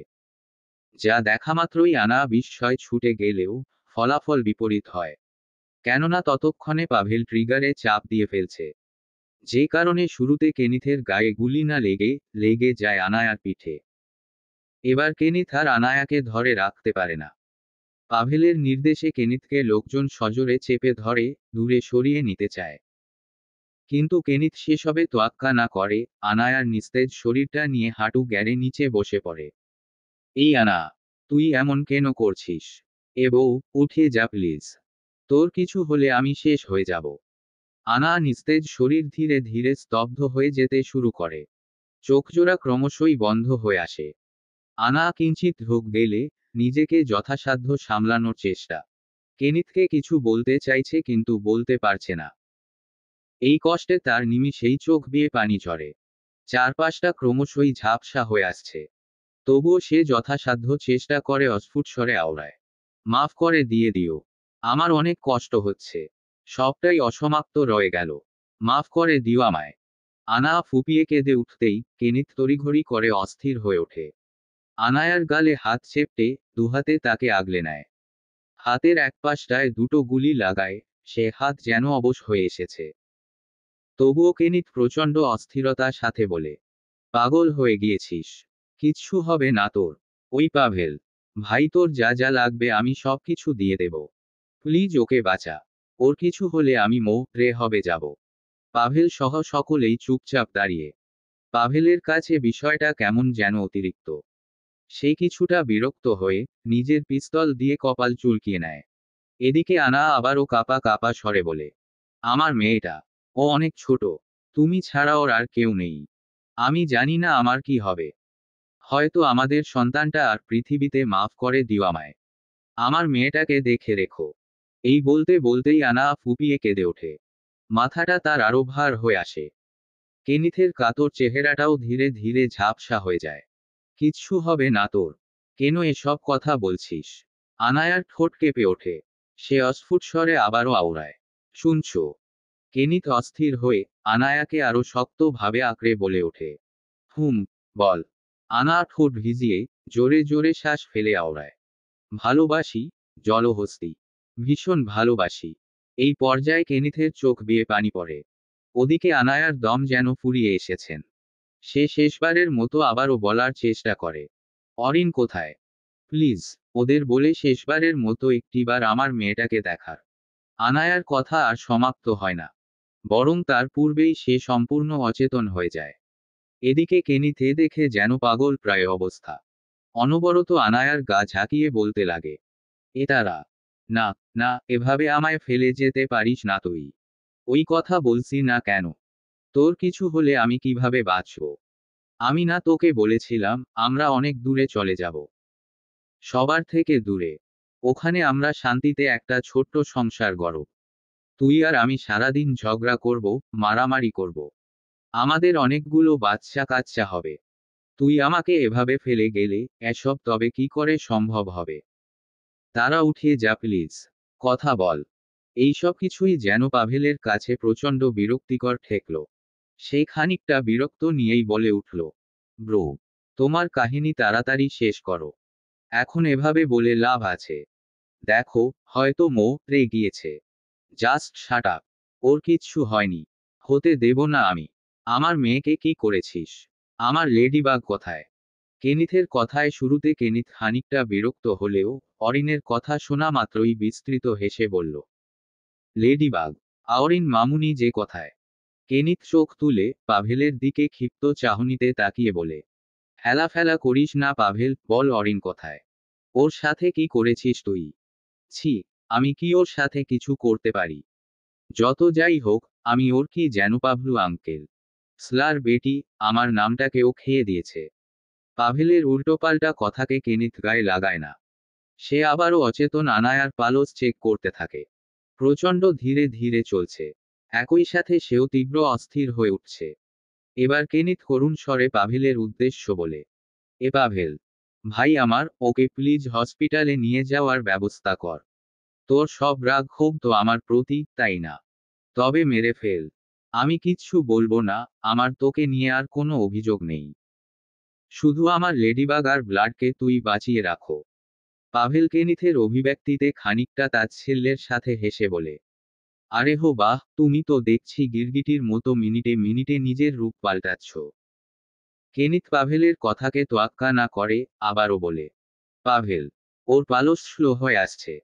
এভাবে থাকলে যখন তখন বাজে কিছু হয়ে যাবে। ওর ভেতর আরও একটা নতুন প্রাণতারার কিছু হলে আমার সন্তানটাও পৃথিবীর আলো দেখতে পারবে না। প্লিজ তুই কিছু একটা কর। এবার পাভেল ভাবে খানিকটা অবাক স্বরে বলে, নতুন প্রাণ মানেকবে আবার কি হলো? তার মানে এ তো আরও এক ঝামেলা। এই বলেই সে হেসে ফেলল। এদিকে কেনিথ এবার দৃঢ় কণ্ঠে বলে, কি চাইছিস তুই? পেপারসে তো সাইন করিয়ে নিশেছিস। এর মানে এখন সবকিছুই তোর। তবে আর কি চাস তুই? যা চাইবি তাই দেব। বল কি চাস? পাভেল খানিকটা নাটুকে ভঙ্গিতে ভাবুক স্বরে বলে, আর কি চাই আমার? না, আমার আর কিচ্ছু চাই না। কিন্তু কেনিথ খানিকটা কপাল কুঁচকে সন্দিহান কণ্ঠে কিছু বলতে নেবে, তার পূর্বেই কোনো অপ্রত্যাশিত পরিচিত কণ্ঠস্বরে শোনা যায়, কিন্তু আমার চাই। নিশুতি রাত। আকাশ ঢেকেছে দগ্ধ ধোঁয়ার ন্যায় ঘন কালো মেঘে।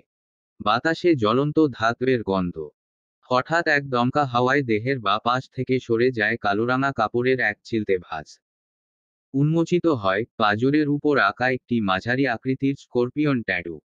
বিষধর এক বিচ্ছুর ন্যায়, গভীর কালো ও কালচে লাল রঙের মিশ্রণে আঁকা। সে দাঁড়িয়ে রয়েছে স্থির, অভ্রান্ত রূপে। দেহ তার প্রাচীন শিলালিপির ন্যায় নির্মম, দৈত্যসম বলিষ্ঠ এবং ভারসাম্যপূর্ণ। কালোরাঙা আলখাল্লা, শরীর ঘিরে রয়েছে। যেন অন্ধকারই নিজ হাতে তাকে বস্ত্র দিয়েছে। চোখে মুখের অভিব্যক্তি নির্লিপ্ততা। শুধু ঠোঁটের কোণে একটি ক্ষীণ, রুক্ষ রেখা। তা হাসি নয়, বরং ফিরে আসার পূর্ব ঘোষণা, বিজয়ের পূর্বভাস। চোখজোড়া অসামান্য তীক্ষ্ণতায় দগ্ধ, স্থির এবং নিরপেক্ষ। বাদামি তার চোখের মণি, অত্যধিক ফর্সা তার গায়ের ত্বক। কপালের একপাশে সিল্কি চুল এলোমেলো, অথচ নিয়ন্ত্রিত, যেন অবিন্যস্ততার মধ্যেও শৃঙ্খলা লুকিয়ে রয়েছে। সে ধীর পায়ে হেঁটে এগিয়ে আসে। পায়ে কালো রাঙা বুট জুতো পরা রইলেও তাতে শব্দ হয় না। অথচ ধরনীর ভূপৃষ্ঠ তার অশুভ উদ্যম স্পষ্ট টের পায়। প্রতিটি পদক্ষেপ নিঃশব্দ অথচ ভারী, কোনো তাড়া নেই, প্রয়োজনও নেই। শুধু রয়েছে অনিবার্যতা। হাঁটার ছন্দে তার পরনের কাপড় কিছুটা সরে যায়, দৃশ্যমান হয় শক্ত হাতে ধরা কুড়োটি। অত্যধিক লোহার ভারে ক্লান্ত নয় সে, বরং দৃঢ়তায় পরিপূর্ণ। ধারালো ফলায় গাঢ় লাল দাগ। এ কোনো রং নয়, বরং টকটকে তাজা রক্ত এখনো চুইয়ে পড়ছে নিখুঁতভাবে। প্রতিটি ফোঁটা যেন এক একটি মৃতদেহের চিহ্ন বিশেষ। অবশেষে তার হাঁটার গতিবিধি থেমে যায়। কাঁধে কুড়োল তলে, ডান হাত দিয়ে মাথায় আলগাভাবে লেগে থাকা আলখাল্লার টুপির কাপড়ের অংশটুকু পেছনের দিকে ঠেলে দেয়। নিমিষেই একগোছা চুলের পাশাপাশি পিঠ ও ঘাড়ের মধ্যবিশেষে আঁকা পাখির ডানা বিশিষ্ট বিস্তৃত কম্পাস ট্যাটুটাও দৃশ্যমান হয়। সে শিরদাঁড়া সোজা করে শটানভাবে দাঁড়িয়ে, দৃঢ়তার সাথে মাথা উঁচিয়ে তির্যক হাসে। সে নিঃশ্বাস ফেলে না, অথচ বাতাস ভারী হয়ে ওঠে। কেনিথের পাশাপাশি সকলেই তার দিকে বিস্ময়ের চোখে তাকিয়ে। শুধুমাত্র পাভেল ছাড়া, কেননা এই ব্যক্তিই তার আজ রাতের বিশেষ অতিথি। এমন মুহূর্তেই সেই আগন্তুক বিস্তৃত তির্যক হেসে, স্পষ্টভাবে গাম্ভীর্যের সাথে আওড়ায়। I am back. বলিষ্ঠ দেহের আগন্তুক এর কণ্ঠস্বরে কেনিথ তার দিকে বিস্ময়ের চাহনিতে তাকায়। সে এসে পাভেলের পাশাপাশি এসে দাঁড়ায়। পাভেল তাকে বিস্তৃত হেসে বলে ওঠে, আরে বসো, তোমারই তো অপেক্ষায় ছিলাম। এদিকে কেনিথ বিস্ময়কর অভিব্যক্তিতে আগন্তুক বিস্তৃত হেসে বলে, কি খবর ভিকে? বহুদিন পর তোর আমার সাক্ষাৎ হলো, তাই না? কেনিথ বিস্ময়ের ঘোর এখনো কাটেনি। এই ব্যক্তি যেন সম্পূর্ণই তার কাছে অপ্রত্যাশিত।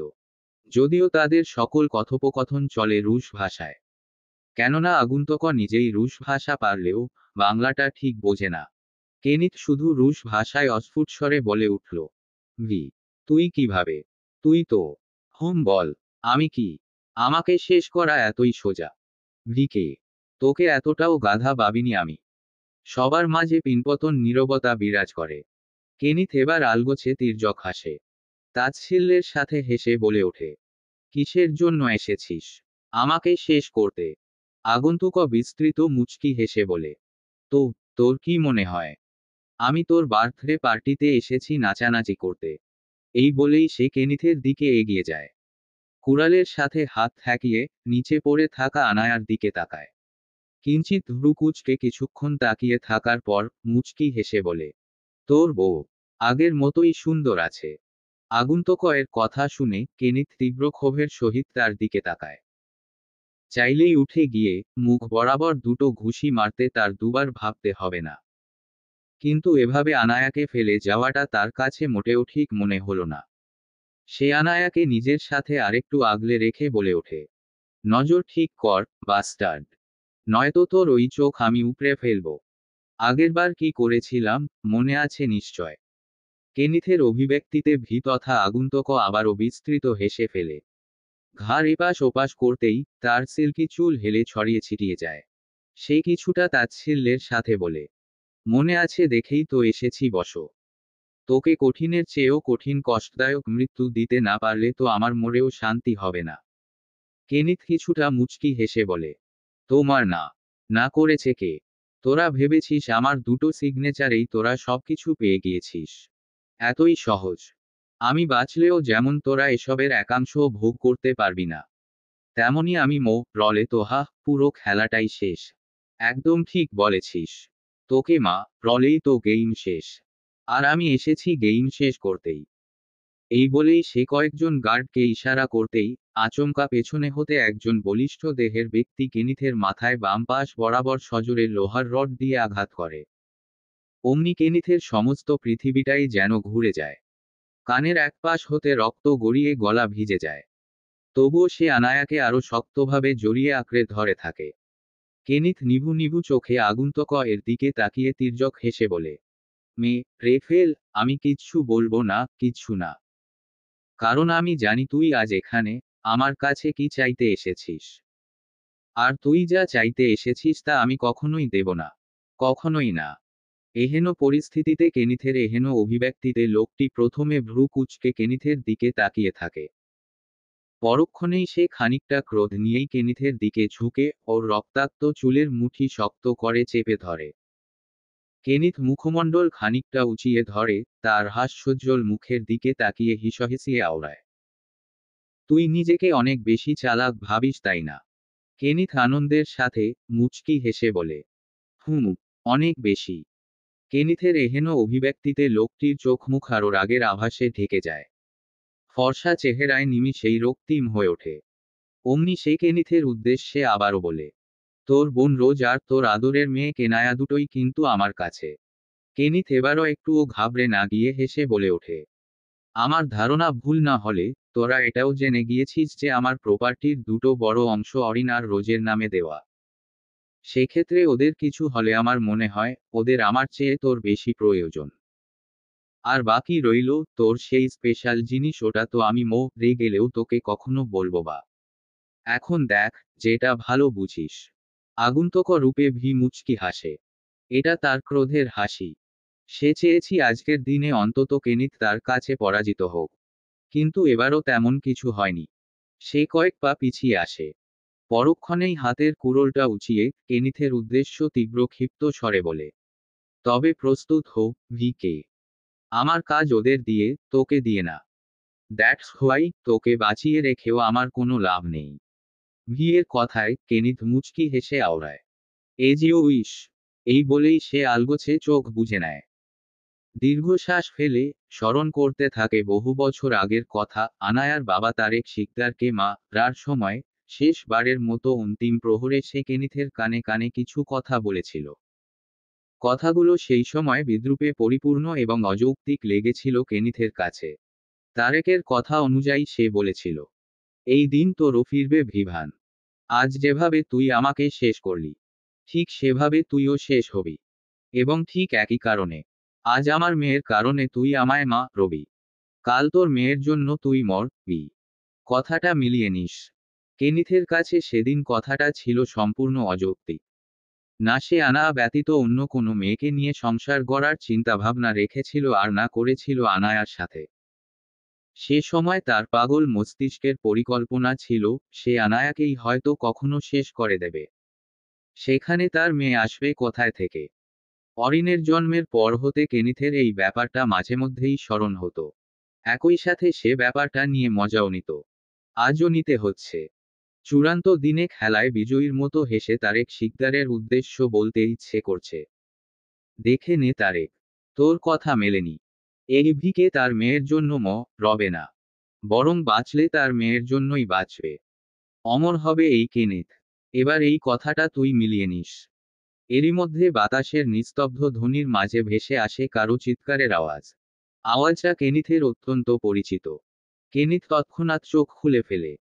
আশেপাশে ঘাড় ঘুরিয়ে তাকাতেই দেখে শো শো করে দ্রুত বেগে কয়েকটি কালো রাঙা গাড়ি এরিয়াটা থেকে বেরিয়ে যাচ্ছে। আর তার মাঝেই একটা গাড়ির খোলা গ্লাস দিয়ে বেরিয়ে আসতে চাইছে এক অল্প বয়সী বাচ্চা মেয়ে। কিন্তু তাকে যথাসম্ভব টেনে খিঁচে ভেতরের লোকজন সামলাতে চাইছে। পাপা। আগন্তুক ভিয়ের শুরু সংক্ষিপ্ত নামটাই প্রকাশ করা হলো। একে এবং তার সাথে কেনিথ সম্পর্ক কি তা খুব শীঘ্রই সংস্করণ গল্পে জানতে পারবেন। অরিনকে এভাবে দেখে কেনিথের ভেতরের সম্পূর্ণটা তোলপাড় হয়ে যায়। কিন্তু সে এক নাগারে চুপচাপ তাকিয়ে চোয়াল শক্ত করে বসে থাকে। তার এহেন অভিব্যক্তিতে আগন্তুক বিস্তৃত হেসে বলে ওঠে, কি রে, এখনো কিছু বলবি না? তোর মেয়ে যায় রে। কেনিথ একটাও কথা বলে শুধু চুপচাপ দূর হতে গাড়িতে থাকা অরিনের ছটফটিয়ে চলে যাওয়াকে দেখতে থাকে। আর শুনতে পায় তার ছোট্ট নরম স্বভাবের মেয়েটি খ্যাপা কণ্ঠস্বর, ছেড়ে দে আমায়। আমার পাপা আর মাম্মামকে কিচ্ছু করবি না, নয়তো সবাইকে রে ফেলবো আমি।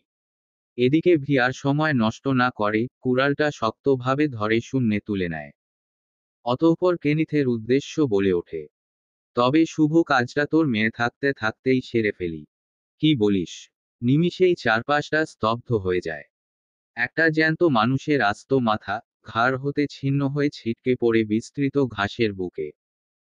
আর ওদিকে সারি সারি গাছপালা ছাড়িয়ে জানালা ঘেঁষে ছটফটিয়ে চলা অরিন এদিকটা দেখতে দেখতেই চিৎকার করে বলে ওঠে, ধ্বংস করব আমি, সবকিছু শেষ করে দেব, আমি কাউকে বাঁচতে দেব না। অন্ধকারে মোড়ানো এক ভুতুড়ে নিশীথ রাত।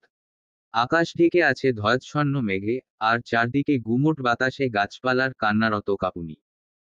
দেখতে দেখতে সময়টা প্রায় 14 বছর পেরিয়েছে। আজ 7ই জুলাই, ঠিক সেই অভিশপ্ত রাতের পুনরাবৃত্তি। স্থানটা আর্তেমের বিশাল সাম্রাজ্যের ধ্বংসাবশেষ। গোধূলির আলো আর রক্তিম আভায় ভেসে থাকা বাগান আজ শুধু স্মৃতির কবরস্থান। এই মৃত জমিনেই দাঁড়িয়ে আছে অশরীরীর বেশে এক রহস্যময়ী তরুণী। বয়সটা 18 হলেও চোখে মুখের অভিব্যক্তিতে যেন শতবর্ষের রক্তাক্ত যোগ্যতার আধার। তার পরনে কালচে রাঙা সাধারণ একটা গাউন। অথচ সাধারণ গাউনটাও যেন মেয়েটির পরনে থাকায় অসাধারণ এক রাজকীয়তার আভাস ছড়াচ্ছে। গাউনের উপর জড়ানো এক দীর্ঘ কুচকুচে কালো রঙের আলখাল্লা, যার টুপিতে তার মুখ আড়াল করা। তবুও তার ফাঁকে দৃশ্যমান গাঢ় লালচে রক্তবর্ণ চুলের ঢেউ খেলানো রাশি। তার ডান হাতে একটি ধোঁয়ায় বিবর্ণ হ্যারিকেন, মৃদু হলদেটে রঙের আলো নিভু নিভু করে জ্বলছে। আর বাম হাতে একটি ছোট্ট রুবিক্স কিউব, যেটি সে অদ্ভুত দক্ষতায় ঘুরিয়ে পেঁচিয়ে চলেছে, মাত্র 2-3টে আঙুলের সুদক্ষ কৌশলে। অথচ তার তীক্ষ্ণ ও দৃঢ় দৃষ্টি নিবন্ধ সেই পুরনো ধ্বংসপ্রাপ্ত প্রাসাদ স্বরূপ বাড়িটির দিকেই। 14 বছর আগের রক্তাক্ত স্মৃতি যেন আজ আবার নিঃশব্দে চারপাশে ছড়িয়ে পড়েছে। এরই মাঝে তার ভ্রুজোড়া কিঞ্চিৎ কেঁপে ওঠে। ঘাড়টা খানিক কাত করে অরিন বাড়িটার দিকে তাকায়। তার ষষ্ঠ ইন্দ্রিয়ের বিশেষ সংকেতে সে স্পষ্ট অনুভব করতে পায়, নিভৃত ধ্বংসস্তূপের মাঝেও যেন একজোড়া চোখ নিঃশব্দে লুকিয়ে তাকে দেখছে। হ্যাঁ, তার ষষ্ঠ ইন্দ্রিয় বলছে, সেই দৃষ্টি তাকেই পরখ করছে। কিন্তু ঠিক কোথা থেকে তা সে খুঁজে পেল না। এক মুহূর্ত চুপ থেকে কিছু একটা ভেবে নিয়ে সে দীর্ঘ নিঃশ্বাস ফেলে। গলার স্বর একদম নিস্তরঙ্গ অথচ কঠিন রেখে অস্ফুট স্বরে আওড়াতে থাকে, আমি ফিরে এসেছি, বাবা, আজও এই একই তারিখে ঠিক এই দিনেই আমরা জন্মেছিলাম। তাও দুবার করে। কিন্তু আজ এই মৃত্তিকায় আমি আবার বাঁচতে আসিনি, প্রতিশোধের জন্যও নয়। বরং আমি এসেছি ধ্বংসের জন্য। যে উপাখ্যান অসমাপ্ত রয়ে গিয়েছিল, আমি সেটাই ধ্বংস করে ক্ষান্ত হব। তার চোখজোড়ায় এমনভাবে দৃষ্টি জ্বলছে, যেন জ্বলন্ত কয়লার প্রতিচ্ছবি। এরই মাঝে হাতের আঙুলের সাথে সাথে রুবিক্স কিউবটা হঠাৎ থেমে যায়। কিউবের প্রতিটি রং নিখুঁতভাবে মিলেছে। চোখে না তাকিয়েই নিঃশব্দে সেই কিউবটা এক হাতে সজোরে চেপে ধরে। চরচর শব্দ করে কিউবটা চূর্ণবিচূর্ণ হয়ে ছিটকে পড়ে মাটিতে। তার ভেতরের আগ্নেয় প্রতিজ্ঞার প্রকাশ যেন এই ক্ষুদ্র খেলনায় একবারেই শেষ হয়। তার চোখজোড়া ধীরে ধীরে লালচে হতে শুরু করে। তা মোটেও স্বাভাবিক নয়, বরং ঠিক রক্তের ন্যায় গাঢ় ভয়ানক এক রং। সে অস্ফুট স্বরে ফিসফিস করে আবারও বলে ওঠে, খেলা তো শুরু হয়েছিল বহুকাল আগেই, কিন্তু শেষটা এবার আমি করব ঠিক এইখান থেকেই। রক্তের খেলা, ছায়ার খেলা। আমি ধ্বংস করে দেব সবকিছু। পাপের উত্তর পাপই হবে। কিন্তু তবুও আমি থাম না। তৎক্ষণাৎ হঠাৎ হাওয়ার দমকে হ্যারিকেনটা কিঞ্চিৎ কেঁপে ওঠে। তার আলো এক ঝলকে অশরীরী ন্যায় স্তব্ধরূপে দাঁড়িয়ে থাকা তরুণীর মুখশ্রীকে আলোকিত করে তোলে। এক নিঃশব্দ রাজরক্তের প্রতিচ্ছবি যেন চাঁদের আলোর নিচে দাঁড়িয়ে ইতিহাসের অভিশাপ হাতে তুলে নিয়েছে, নিঃসংকোচে, নিঃসংশয়ে। তখনই সে পুনরায় স্পষ্ট স্বরে দৃঢ় কণ্ঠে আওড়ায়, একজোড়া আগুন পাখি, তারা পুড়েছিল একত্রে। কিন্তু আমি জ্বলব একা। শিখায় জন্ম, ছায়ায় মৃত্যু, আমি সেই মধ্যবর্তী এক গর্জন। একজোড়া আগুন পাখির ইতিহাসে আজ থেকে লেখা হবে গল্পের শেষ অধ্যায়। রক্তে, অভিশাপে ও নিঃশব্দ ধ্বংস যজ্ঞে। না কেউ বাঁচবে, আর না আমি থাম। ইতিহাসের নিকট আমার দাবি একটাই, রক্তের উত্তর রক্ত, আগুনের উত্তর ছাই। সবাই মরবে, সবাই। সমাপ্ত। গল্প, একজোড়া আগুন পাখি। লেখনীতে অরনিতা তুষ্যি। তুষকন্যা। অন্তিম পর্ব।